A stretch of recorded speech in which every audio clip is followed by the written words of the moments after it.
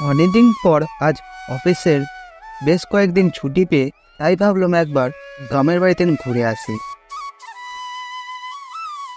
এমনিতেই কয়েকদিন ধরে মায়ের শরীরটা খারাপের জন্য ছুটিটা পেয়ে বেশ ভালোই হলো। আমার নামটা তো বলতেই ভুলে গেছি, আমার নাম হলো বিজয়ের ঘোষ।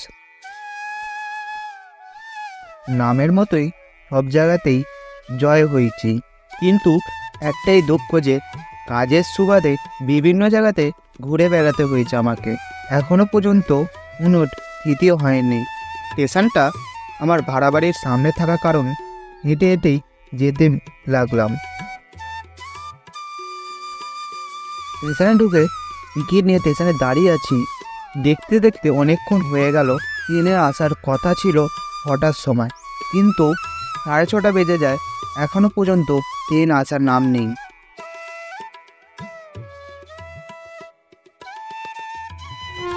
দাঁড়িয়ে থাকতে থাকতে প্ল্যাটফর্মের চেয়ারের মধ্যে বসে পড়লাম। যে দেখতে দেখতে পুরো 7টার সময় ট্রেনটা এলো।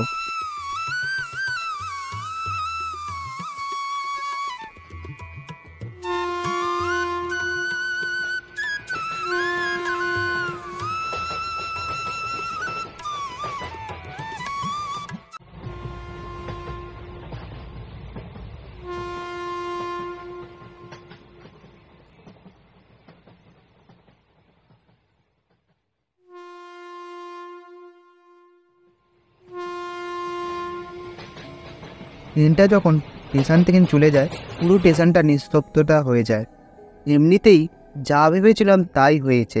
স্টেশনে কেউ কোথাও নেই, তাই হেঁটে হেঁটেই যেতে হবে। এখান থেকে গ্রামের পথ ধরে এগোতে লাগলাম।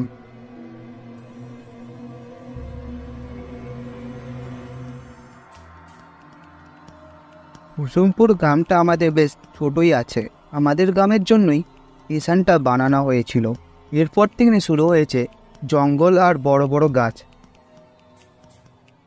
এর আগেও অনেকবারই এই পথ ধরে রাতে আসা যাওয়া করেছি, কিন্তু আজকে একটু অদ্ভুত অনুভব হচ্ছে, যেন মনে হচ্ছে কিছু একটা অঘটন ঘটেছে।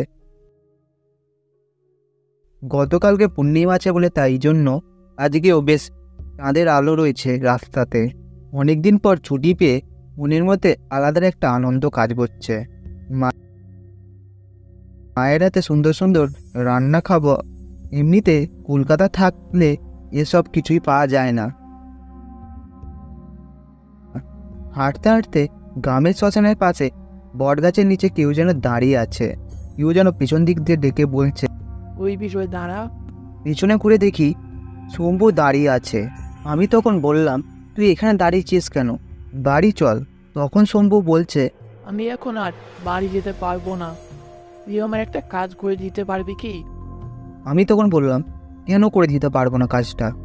আর তুই এখানে দাঁড়িয়েছিস কেন? চল দুজনে বাড়ির দিকে যাই। এমনিতেই তোর বাড়িটা আমাদের বাড়ির সামনেই পড়ে। তখন শম্ভু আমার কথাটাকে অগ্রাহ্য করে বলছে, আমার এই ব্যাগটাকে নিয়ে বাড়িতে পৌঁছে দিতে পারবি কি? বলবি এর মধ্যে বোনের বিয়ের সব গয়না রয়েছে। আমি কিছু বলতে যাচ্ছি, তখন আমাকে চুপ করিয়ে দিয়ে শম্ভু বলছে, বিবিসি কথা বাড়াস না, এই ব্যাগটাকে নিয়ে আমার বাড়িতে পৌঁছে দিস। আমি আর বেশি কিছু না বলে সেখান থেকে ব্যাগটাকে নিয়ে বাড়ির দিকে এগোতে লাগলাম।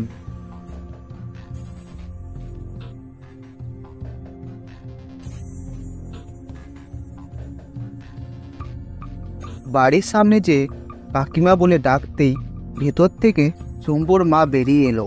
বাইরে বেরিয়ে এসে বলছে, কে বিজয় নাকি? অনেকদিন পর নিচ্ছে। হ্যাঁ কাকিমা, অনেকদিন পর এলাম। কাজের জন্য অনেক দূরে দূরে যেতে হয়েছে আমার, তাই আর ছুটি পাওয়া যায়নি।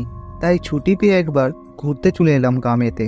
আমি তখন ব্যাগটাকে এগিয়ে দিয়ে বললাম, কাকিমা এই ব্যাগের মধ্যে বোনের বিয়ে সব গয়না রয়েছে। তখন কাকিমা বল, তুমি কোথায় পেলে গয়নাগুলো? আসলে রাস্তা দিয়ে আসার সময় শ্মশানের পাশে বটগাছের নিচে শম্ভু দাঁড়িয়েছিল। তখনই তো সে আমাকে ব্যাগটাকে দিয়ে বলল বাড়িতে পৌঁছে দিতে। তখন কাকিমা একটু উদাস হয়ে বলছে, বুঝলে বাবা, কিছুদিন আগে কলকাতায় গিয়েছিল গয়না কিনতে বোনের বিয়ের জন্য। সন্ধ্যেবেলায় আসার সময় রাগাতে পাল্লায় পড়ে তার সমস্ত কিছু লুট করে তারপরে তারা হত্যা করে শম্ভুর। কিন্তু তার কর্তব্য ভুলে নিয়ে বোনের বিয়ের জন্য সমস্ত গয়না বাড়ি পাঠিয়ে দিয়েছে। সেখান থেকে বাড়ির দিকে এগোতে লাগলাম। আমি তখন মনে মনে ভাবছি, মরে যাওয়ার পরেও মানুষ তার কর্তব্য ভুলে না কোনো দিনই।